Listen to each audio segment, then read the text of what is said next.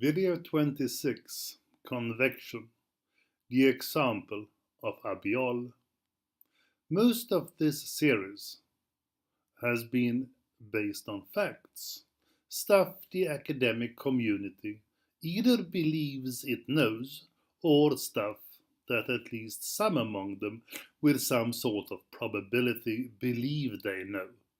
But with this video, that all comes to an end.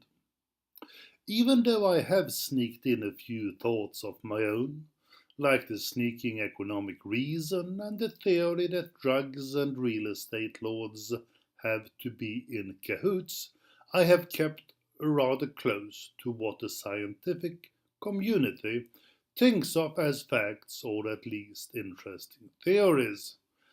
And if I have done something new, it is the way in which I have put together this thinking. If you have given me credit for that, good. But now this part will be left, and I will stray into fiction and tell you a totally made-up tale. However, though totally made up, I nevertheless figure it can be a useful thinking tool. I hope you will enjoy, and please remember that, as opposed to the next story, Panama, it really is a totally made up one. So even if you are a drug lord and feel that you recognize yourself, you can't sue me. Dear reader, please imagine yourself your country's leading supplier of the illegal narcotic drug Abiol. And then that you learn that Abiol could be about to be outlawed. What do? One of the first things would be to consider whether or not you should obey such legislation and desist from supplying Abiol henceforth, because there are some rather compelling arguments why you should not. 1.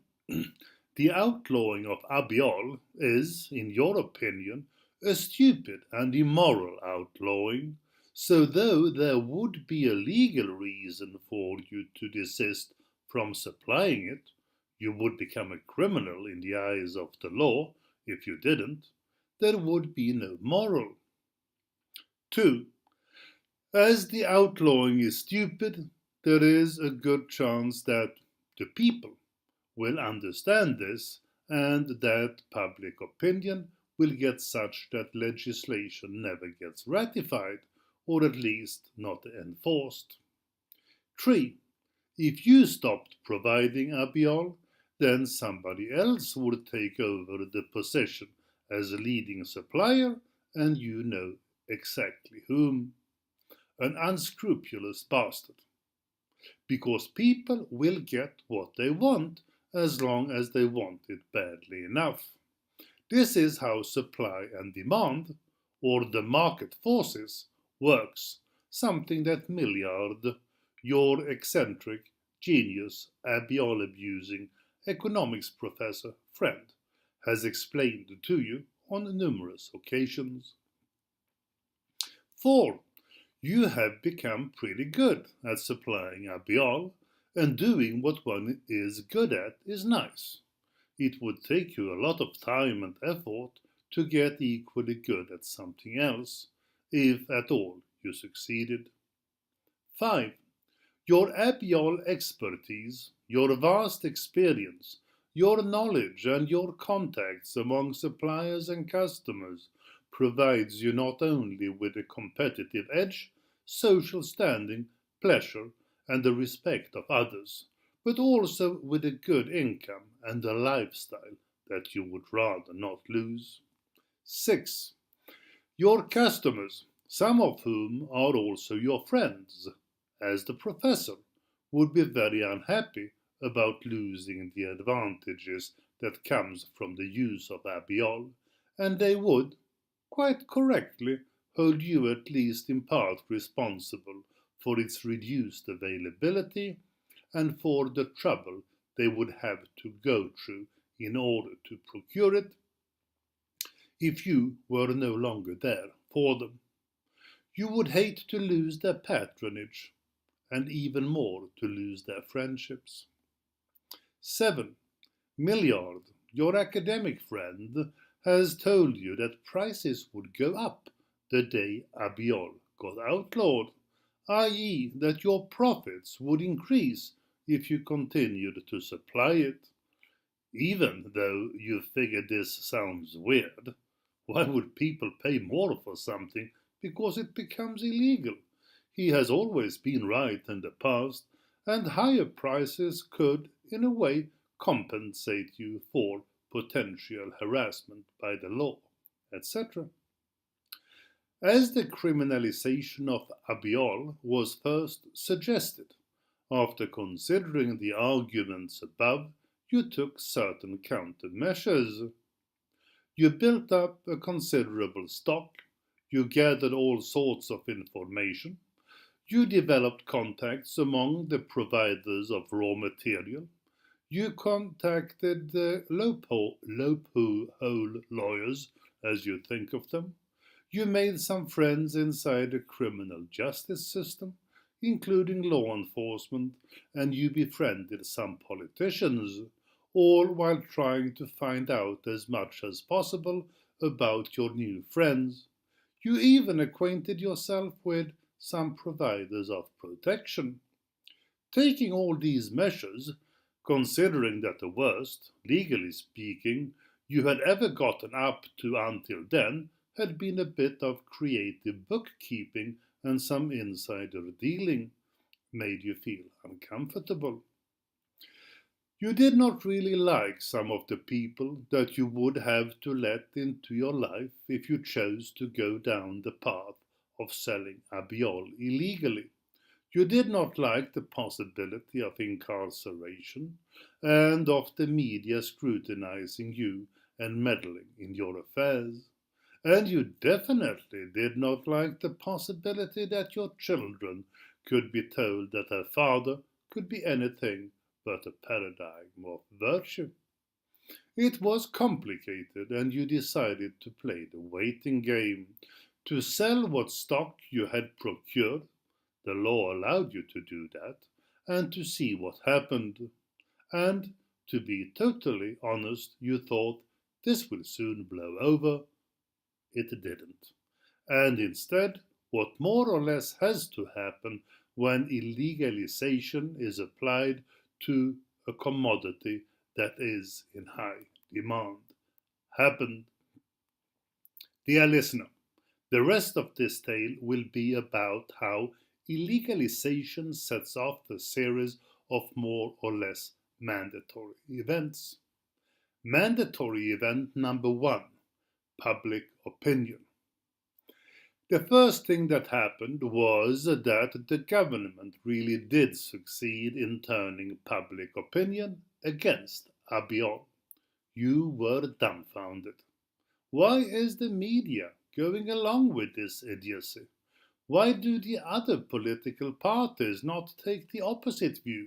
How come the police will not explain that the new laws will be impossible to enforce? How come the medical industry does not explain all the negative effects that will follow from lack of information, control, uncertainty in regards of purity, quality, etc.? You were flabbergasted indeed. Milliard said it probably had something to do with the upcoming election, international pressure, the old boy network, and back scratching. He also stated the obvious fact that you either would have to throw in the towel or to become a de jure criminal, and that this Abiol problem, unless against all odds it got swiftly re-legalized, probably would haunt us for a long time, sort of as a useless or parasiting DNA. His eyes lit up as he said that, and he rushed off for his room at the university, saying you had helped him to find a good subject for an article. Mandatory event 2: labeling and criminalization. The second thing that happened was that the media got wind of that you, totally legally, continued to sell from your dwindling Abial stock. You tried to tell them that it was totally legit and above board, but nobody seemed to listen. You, your remaining employees, your business relations, and your family all got labeled as bad people, despite you not having gotten caught breaking a single law.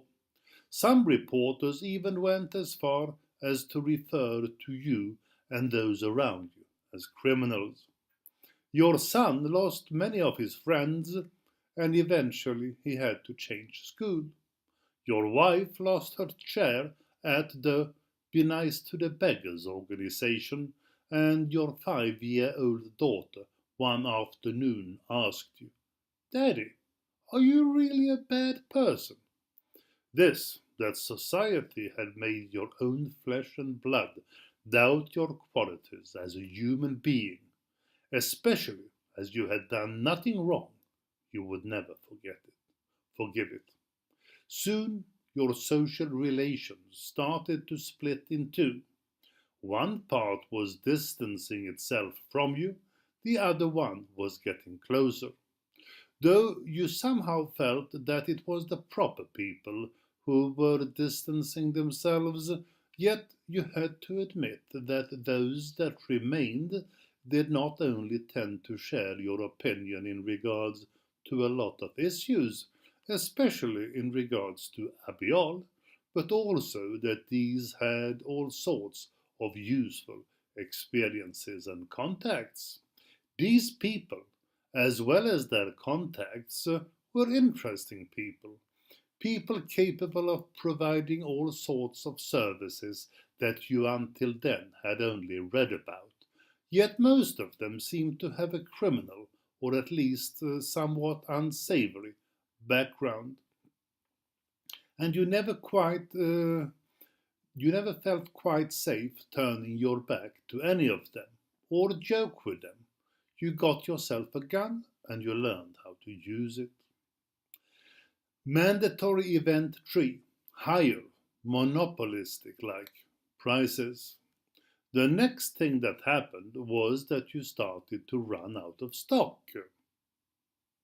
You considered starting your own production, as it was no longer possible to import Abiol legally, but as that would not be an economically viable project, not at present prices, one fine afternoon you decided, much against your true nature, to throw in the towel. However, that very same evening, Milian had dropped in for a drink, say hello, and procure some Abiol. Why don't you raise the price? He suggested, at first somewhat hesitantly. You told Milian that you would rather not, because if you did, then people would stop buying. Or, if they did not, only the wealthy among your customers would be able to purchase, and you did not want to get remembered as somebody whose last act as an Abiol provider was to turn your back on most of your customers. However, Miliard maintained that higher prices would be a good thing, insisting that it might not at all be your last act, to the point where you eventually felt more or less forced to follow his advice. After all, he was an economics professor. This was probably the wisest decision you had ever taken. After some initial client mutterings that made you feel really uncomfortable, the majority of your customers accepted the new prices, and those who did not simply disappeared. And all was well, especially profit-wise. Then, as other Abiol providers, they too had taken the precaution of stockpiling, though not as much as you had, ran out of stock, their clients too came knocking at your door, joining an ever longer queue. It had worked once, so you tried it again. You raised the prices. Success again. And this time with much less mutterings and much fewer customers lost. It nearly seemed as if though most of them had expected it. How some of your clients, the poorest, could afford to pay your new truck prices was a mystery, but that was their business, and you felt no obligation to reflect further over the matter. Actually, somebody mentioned that acquisitive crimes rose dramatically at the time, but as the race was nationwide, it could have nothing to do with people wanting to buy your Abiol. Mandatory Event 4, an illegal structure. Then one evening, sitting by the television with your baby girl, watching a recording of Teletubbies, contemplating life and its swings and roundabouts, you had a sudden brainwave, and you were very excited as you later that same evening explained your idea to Milian. All I have to do is to make sure that I can continue to provide Abiol, because as long as I can do that, I will be able to put my prices at whatever level I maximize my profit, because what little competition I have will think in precisely the same way, especially once I have had some of my new assistants explain the situation to them. Milliard had not seemed as impressed by your plan as you figure he ought to have, and he had even had the audacity to suggest that this was what he had said all along. You had then, in jest, absolutely 100% in jest, suggested that maybe you should ask some of your men to have a discussion with him about whose idea it was. The professor left soon afterwards, and as the man left he had muttered something about predictable consequences, counterstructures, and perpetuation. He was obviously jealous that he had not come up with the idea himself. A man who cannot take a joke. You would never. Somehow your relation to the professor changed from then on. Now, did you get successful? Oh, yes, you did. Though the government had illegalized Abiol, there wasn't a single soul really attempting to stop you. Neither the custom officers nor law enforcers knew what to look for. Legislators did not know what they've legislated against. Judges did not know what guidelines to judge along, and the taxation authorities did not know how to go about taxing you. How could you, when you no longer declared an income? It was a proper mayhem, true, but it was a fun and unbelievably profitable mayhem. The media and the police kept harassing you, something that caused your already semi-lost friends to distance themselves even further. True, but you got amply compensated for that economically. Whatever money could buy was at your mercy, and you soon discovered that a whole lot more between heaven and earth could be had for money than had been dreamt of in your wildest imagination.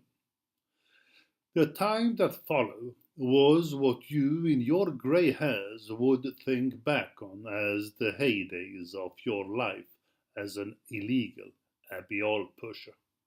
You became insanely rich. You set up production and distribution units all over the country and outside it, and you started your own export-import business in Abiol precursors. You did more daft things than Laszlo and Hemingway had done together, and as your wealth and the quality of your parties rose, you shouldn't have allowed that pretty actress to talk you into putting those 700 liters of 96 Dom Perignon into the fountain, you should have realized the bubbles would go away. A fair chunk of your old friends return. They were becoming more like you, sort of now accepting your values and congratulating you to your success. The halcyon days of illegal Abiol. You even tried to buy Milian the Nobel Prize in economics to compensate for that misunderstanding. Bloody Swedes. Mandatory Event 5, a legal counterstructure. This was too good to last. In all honesty, you had deep down known that all along, and so it turned out. The first step in the tale of Paradise Lost was lampooning. The press did it, not to you, but to the politicians, because of their inability to control the Abiol they had outlawed. And your friend Milian even went as far as to publish a much appreciated article suggesting that, as a general rule, that once something, more or less whatever that something happened to be, got outlawed, it was bound to remain forever more or less uncontrollable by traditional means, unless re-legalized. This article had you worried, and that was when you decided to contract Milian, mainly to keep him from writing things like that, but also to look into what you could do in order to make sure that Abiol did not get legalized, a small but worthwhile investment, especially as the discussion turns towards legalization.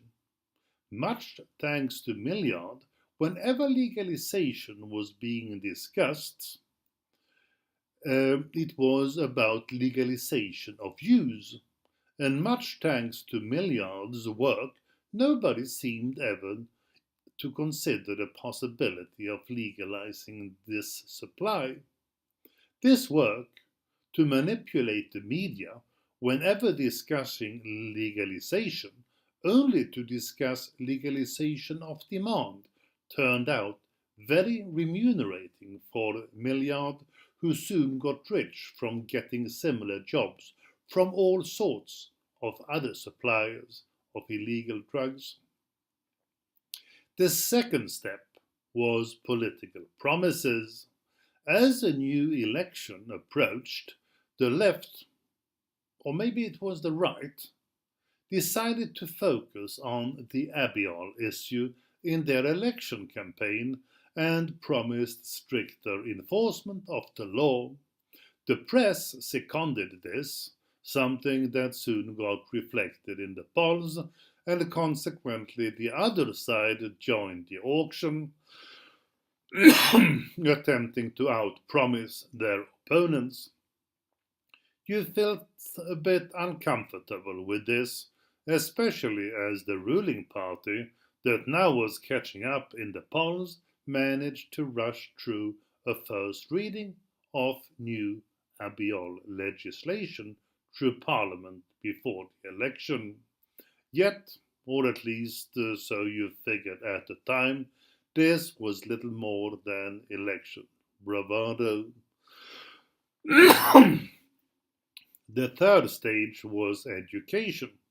The incoming government had soon ratified the new legislation, and within days the criminal justice system, and especially law enforcement, had an indecent amount of resources heaped upon it. They might nail a few small-timers, you reflected, but they won't even get close to me. Then they moved in. You really should have seen it coming. And they hit you hard. They were better, more dedicated and better educated than you had figured they would be already from the onset. They were totally unreasonable.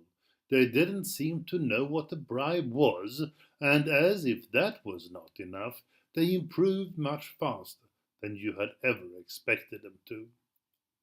Most of the small-time Abiol dealers got wiped out more or less overnight, and a fair chunk of your main competitors ended up either incarcerated, penniless, or forced to leave the country.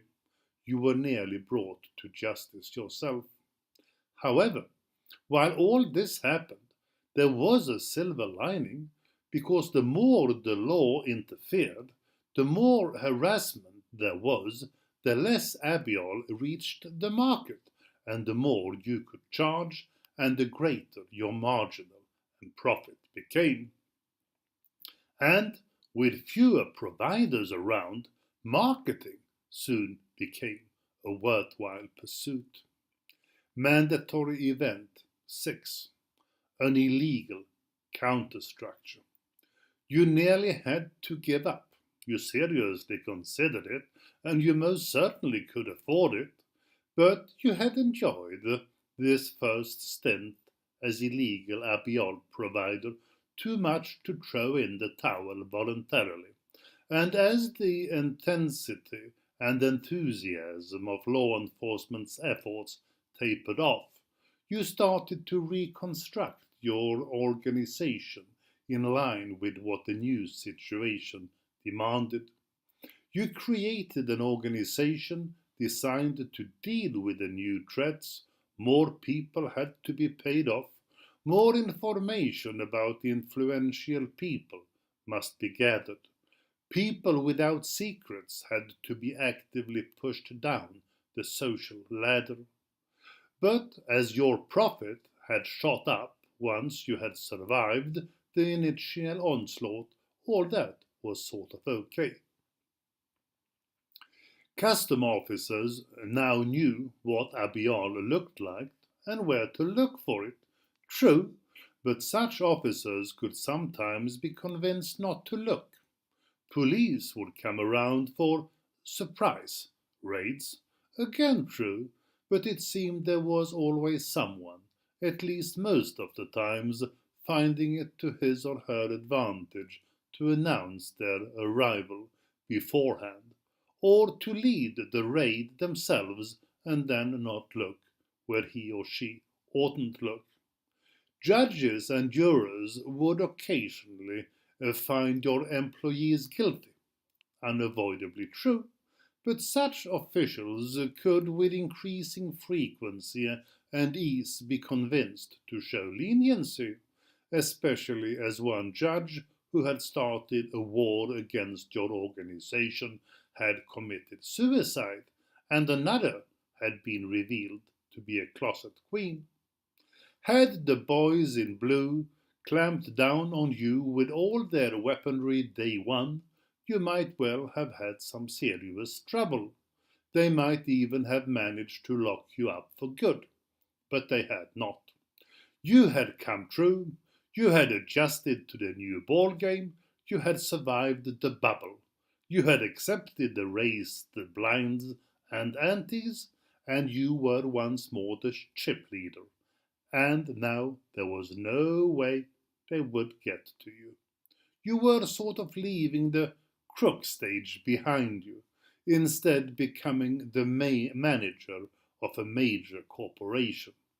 Other activities that you'd rather not talk about were added to your line of business, and though life was maybe not quite as fun as it once had been, you felt you were becoming not only better at your job, but also more sophisticated, something of an artist. Mandatory Event 7. Corruption of the legal counterstructure and problem perpetuation. The philosopher Sartre once said, artists should never allow themselves to get institutionalized. Milian had told you that, but you could easily have picked that up from one of the books that you yourself had started to read. Actually, you've got yourself a pretty valuable library. Unfortunately, becoming institutionalized was precisely what was happening to you. Though you compensated for this by doing wild things and sponsoring several up-and-coming young artists so that they would not have to become institutionalized in the way you had. Did their stuff look weird? This would never stop niggling you. There was no doubt as to your de facto guilt. Everybody in the criminal justice system knew that you were your country's leading illegal provider of abiol, and you had added some new things to your line of business. But most of the negative consequences of this knowledge had disappeared as people that could have hurt you were becoming your friends, and as your files on them grew. Those without secrets were sort of falling behind. Your interest in making them do so, you soon found, was shared by others. The press still wrote about you, true, but not as often as before, and when they did, they normally focused on some of your front men that they disliked rather than you. On one occasion, they even helped you to getting rid of a competitor, and the last time they attacked you, the editor had actually showed some pretty classy behavior by asking if there was someone particular within your organization that you wouldn't too much mind getting rid of. As you were a popular person, harassing you would sell neither more copies nor get them more ads.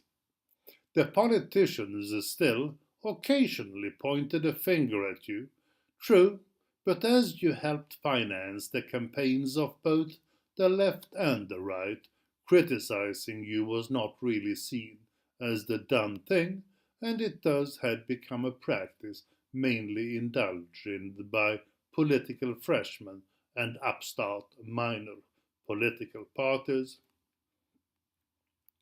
The boys in blue still occasionally came around to harass you. Again true, but you have sent a couple of them to your private resort in the Bahamas. It was you who coined the immortal expression, a tanned and well-shagged copper is a cooperative copper. And some of them you have even got on your payroll. Occasionally, some unbribed member of an abiol squad tried to make a name for him or herself by actually producing the necessary evidence to put you in some real trouble. That was not nice, but when that happened, it seemed that there was always someone higher up in the hierarchy, somebody on whom you did have a hold, or at least somebody answering to such a person, or somebody wanting to get rich, who could make the problem, or as a worst case scenario, the bothering person, go away. The situation had reached a symbiotic impasse. Live and let live, that was your motto, and your modus operandi. Though unfortunately, most of the time because of the deplorable consequences of illegality itself rather than of abiol, this did not necessarily apply to all those around you, because a not all that insignificant number did come to harm, and some had even ceased to live because of different abiol related issues. Today you are an old man, an old institutionalized man, with a host of great memories, and no more than one single and rather minor regret.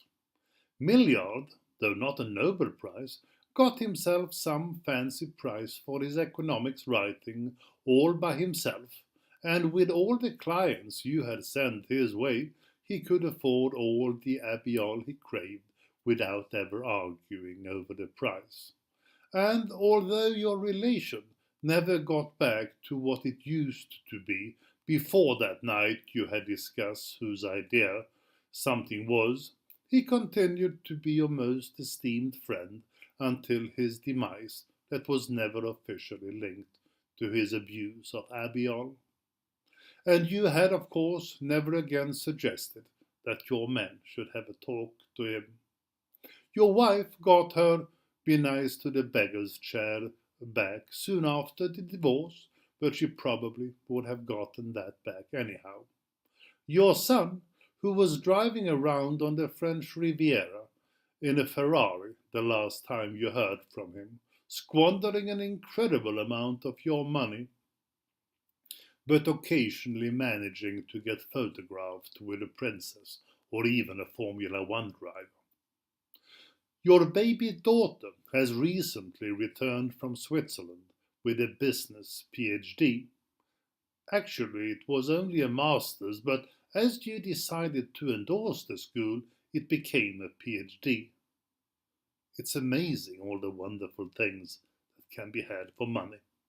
She has never again asked you whether you are a bad person, and she is now little by little taking over the running of your organization. She has big plans. That minor regret you are harboring is about what sort of, in a way, could have been.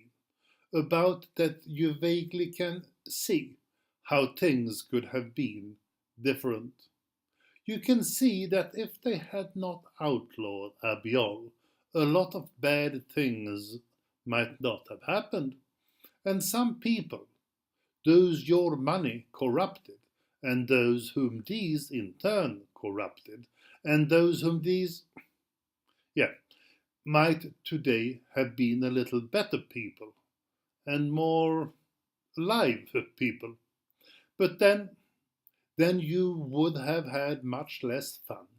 And as you wouldn't have been on Forbes' list over the world's richest men, and as Milian once put it, there are so many Abiols in this world, my old friend, and they will always be there. The world needs Abiols in order to correct for the discrepancies between what we must pretend is and what we all know has to be. If you had not provided Abiol, then somebody else would. Though a little bit too abstract for comfort. Not that you could not have thought it up yourself. You have always figured that sounded pretty interesting. And for a while you are thinking, what would happen if one replaced the word Abiol with illegal drugs? Or even bad stuff in general? And as you pass into the arms of Morpheus, in the very same sofa where your little baby girl once asked whether you were a bad person, your last thoughts are indeed pretty abstract, about the forces of supply, of demand, and other milliard stuff. And then on that evening, when your little girl asked you, I shouldn't have said that to Milian. Dear listener, this totally fictitious tale, I hope, has given you some insight into how illegality, by creating bad money, through what I call convection, causes bad stuff to happen.